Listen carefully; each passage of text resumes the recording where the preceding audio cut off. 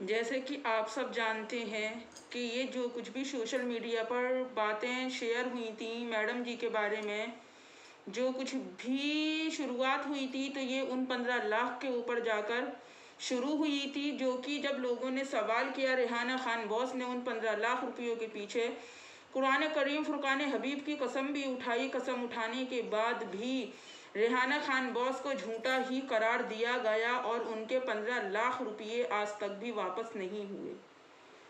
फिर जो दूसरी बात निकली तो आपस में इन दोनों मियाँ बीबी ने, हस्बैंड और वाइफ ने झगड़ा किया। झगड़ा करने के बाद ये मैडम जी बहुत चालाकी से अपने घर की सारी बातों को सोशल मीडिया पर लेकर आई। सोशल मीडिया पर लाने के बाद इन्होंने अपने आप को बहुत ज़्यादा मजबूर और मजलूम जाहिर करने के बाद लोगों की सिंपैथी हासिल की। पर जो वो 15 लाख का सिलसिला था वो आज तक भी ऐसे ही है और उसके बीच में जाने कितनी बातें निकल कर बाहर आ गई, कितने अफसाने निकले, कितनी बातें निकली। लोगों ने इनसे सवाल भी किए पर आज तक भी इन्होंने ना उन 15 लाख का और ना इन्होंने अपने पहले हस्बैंड का, ना इन्होंने अपने इस हस्बैंड की लड़ाई के ऊपर कोई भी सवाल का जवाब नहीं दिया, बल्कि ये अपने सवालों के जवाब में लोगों को उलझाती चली गई। हर दिन एक नई कहानी लेकर, हर दिन एक नई बात लेकर। ये सोच लीजिए, और ये भी एक सोचने वाली बात है कि उन 15 लाख से लेकर आज कहानी किसी की सुपारी देने तक पहुंच गई। यानी कि किसी के खिलाफ साजिशें रची जा रही हैं, किसी को बदनाम करवाया जा रहा है, धमकियां मिल रही हैं, लोगों का जीना दुश्वार हो रहा है। वो चाहे कमेंट्स की सूरत में हो, वो चाहे इंस्टाग्राम पे डीएम की शक्ल में हो, वो चाहे किसी के भी थ्रू हो, चाहे वो किसी की भी लाइव में किसी को भेजकर बदनाम करवा कर उसके ऊपर फेक एलिगेशन लगाया जाता है, उसको इतना बदनाम किया जाता है कि इंसान की अक्ल दंग रह जाती है। सोचने समझने की उसकी सलाहियत जो है वो ख़त्म ही हो जाती है। अस्सलामुअलैकुम वरहमतुल्लाहि वबरकातुहू। मैं हूँ आपकी मेज़बान नाजिश खान और आप देख रहे हैं आपका अपना चैनल नूर रिएक्शन ब्लॉग। जैसे कि आप सब जानते हैं कि आजकल जो है सम्मू सिस्टर हर एक बात को सबूत के तौर, हर एक बात के साथ सबूत पेश कर रही हैं। लोग उनको भी कहने में कमी नहीं कर रहे हैं, लोग तरह तरह की बातें बना रहे हैं। पर सम्मू सिस्टर से मैं ये बात कहना चाहूँगी, ये मेरी उनसे दिली गुजारिश है कि मेरी बहन, जिस तरह से आप मैडम जी की सच्चाई सामने लेकर आ रही हैं, क्योंकि उस सच्चाई को सामने लाने में आप भी और हम जैसे जाने कितने यूट्यूबरों को जाने कितनी बातों का सामना करना पड़ रहा है, वो चाहे किसी भी सूरत में करना पड़ रहा हो। आप कहती हैं कि ये मैडम आपके वालिद की कीप थी और इन्होंने आपके वालिद को लूटा है और आप अपने वालिद के हक के लिए लड़ाई लड़ रही हैं। तो मैं, मेरी बहन, ये जानना चाहती हूँ, बहुत से लोगों के डीएम मेरे पास आ रही हैं, बहुत से लोग आपकी वीडियो को वॉच कर रहे हैं, बहुत से लोग आपकी सपोर्ट में हैं। तो मेरी बहन, मैं ये बात जानना चाहती हूँ कि आपके पास जो भी इनके खिलाफ सबूत हैं, जो भी आपके पास इनके खिलाफ बातें हैं, जो भी आपके वालिद का राज है, आप प्लीज़ वो जल्द से जल्द उस सच को सामने लेकर आएँ। क्योंकि जब लोगों ने इनसे सवाल किया था कि रेहाना खान बॉस के जो 15 लाख रुपये में हैं, जो बगदाद शरीफ गई थी, लोगों ने कहा था कि आप बड़े हज़रत मौला अली मुर्तज़ा के आस्थाने पर खड़े होकर आप जो है उन 15 लाख रुपये की कसम उठा लें कि वो 15 लाख रुपये मेरे पास नहीं है। इन्होंने इस सवाल को भी उलझा दिया। लोगों ने इनके पहले हस्बैंड का डेथ सर्टिफिकेट मांगा, इन्होंने इस सवाल को भी उलझा दिया। लोगों ने इनके दोनों बेटों के बाप होने के प्रूफ मांगे, इस सवाल को भी उलझा दिया। लोगों ने इनसे पूछा, क्या आपके हस्बैंड को आप जिस तरह से बदनाम कर रही हैं, क्या उस बात में सच्चाई है या नहीं। ये सारे सवालों को उलझाती चली गई। हद दर्जा कि ये हुआ, जो यूट्यूबर सच की लड़ाई लड़ रहे हैं, जो लोग सच का साथ दे रहे हैं, ये उन यूट्यूबरों को धमकियां दिलवाना शुरू कर दिया। लोगों का जीना मुहाल हो गया। मेरी एक बहन नाजो इंडियन की लाइव में एक फेक औरत आती है, अपनी दास्तान सुनाती है और सुनाने के बाद में वो औरत 9-2-11 हो जाती है, जिससे कि सम्मू सिस्टर के और मेरी नाजो इंडियन ब्लॉगर सिस्टर के बीच में गलत फहमी पैदा होती है। कल मैंने उनके बिहाफ में वीडियो भी बनाई थी, पर मेरी वीडियो को जो है वो डिलीट करवा दिया गया। बोला गया कि अगर वीडियो डिलीट नहीं की तो आप आगे खुद समझदार हैं। और देखिए, जब आप इस तरह की हरकतें कर रहे हैं, अगर कोई भी यूट्यूबर जिन्हें आप धमकी दे रहे हैं, अगर सारे यूट्यूबरों ने उन सब बातों को शो करने के बाद अगर आपके अगेंस्ट वीडियो बनाई, तो सोचिए फिर क्या बात आएगी सामने और पब्लिक की नज़र में आपकी क्या इमेज होगी। उसके बाद मैं आपको बताती हूँ कि अब जो सिलसिला निकला तो नाजो इंडियन ब्लॉगर की और सम्मो सिस्टर की लड़ाई करवाने के बाद, आपस में गलत फहमियाँ पैदा करवाने के बाद, जैसा कि नाजो सिस्टर ने अपनी वीडियो में कल की कहा भी है कि हम दो बिल्लियों की लड़ाई में किसी तीसरी बंदरिया का फ़ायदा क्यों उठवाएं।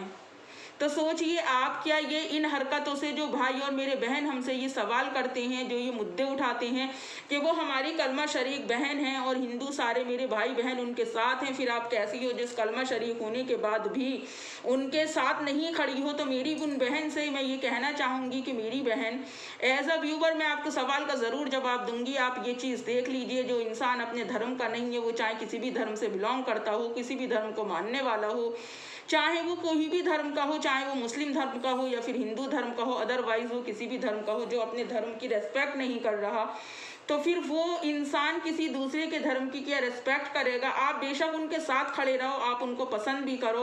देखिए, जो इंसान जिसे पसंद करता है उसके फेवर में बोलता ही है, जो इंसान जिसे चाहता है फिर वो उसके खिलाफ बुराई नहीं सुन सकता। तो मेरी बहन ये बता दीजिए, जब वो हमारी कलमा शरीक बहन है और वो एक मुस्लिम है, तो वो कौन से इस्लाम धर्म को फॉलो कर रही हैं, वो कौन से धर्म की रेस्पेक्ट कर रही हैं, आप मुझे ज़रा ये बात बता दें। देखिए, एक कहावत में आता है कि मानो तो गंगा मैया, ना मानो तो बहता पानी। तो ये इंसान के मानने के दारमदार के ऊपर ही होता है कि वो अपने धर्म को किस तरह से लेकर चलता है।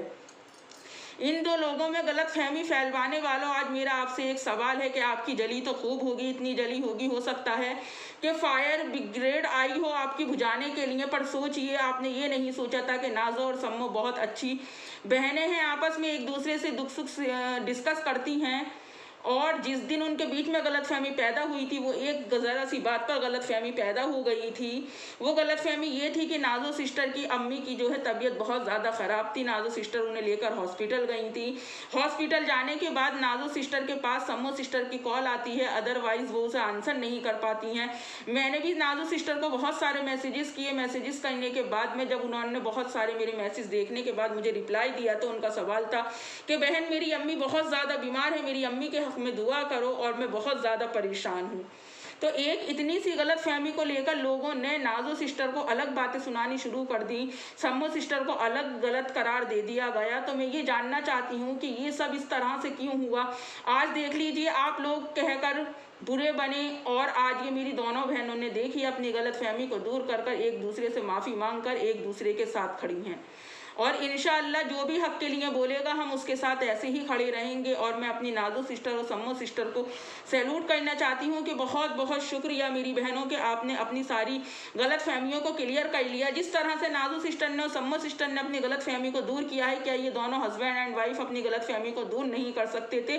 क्या ये अपने घर की बात को घर में ही नहीं रख सकते थे? सारी गलती इन दो हस्बैंड एंड वाइफ की है कि कल तक तो ये उधम मचाते थे कि सोशल मीडिया जो है हमारी फैमिली है और हम सोशल मीडिया पर अपनी हर एक बात शेयर करेंगे। तो अरे नादानों, सोशल मीडिया पर अपनी बात शेयर करने से पहले एक बार आपने ये सोच तो लिया होता, आपने ये समझ तो लिया होता कि आप किस तरह से अपने घर के राजों को, अपने घर की बातों को, अपनी औलादों को बीच में ला रहे हैं। एक हस्बैंड एंड वाइफ के रिश्ते को आप शर्मसार कर रहे हैं।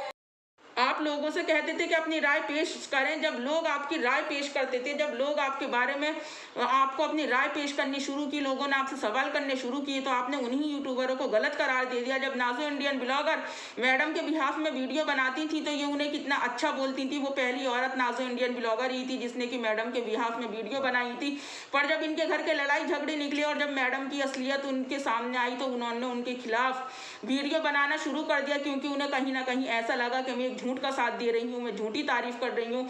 अपना जजमेंट रखने का हर इंसान को हक है, पर मैं अपनी पब्लिक से ये सवाल करना चाहती हूँ, क्या कोई सा भी यूट्यूबर पब्लिक को ब्लेम करता है? नहीं करता है। तो आप भी मेरे भाइयों और बहनों, पब्लिक अपने यूट्यूबर्स भाई बहन को ब्लेम करना बंद कर दो। इस तरह से आप वो चीज़ दिखाते हो जो आपके अंदर है।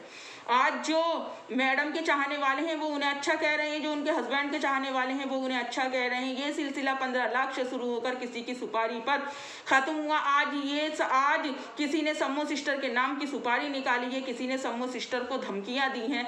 तो मैं अपनी सम्मो सिस्टर से ये कहना चाहती हूँ कि मेरी बहन, जिस तरह से आप हक की लड़ाई लड़ रही हैं, जिस तरह से आप सच की लड़ाई लड़ रही हैं, उसी तरह से डटी रहें आप, और किसी से भी ना डरें। किसी भी कितनी भी मुश्किलात आपके सामने आ जाएं, पर आप अपने दम पर इस सच को बाहर लाकर रहें।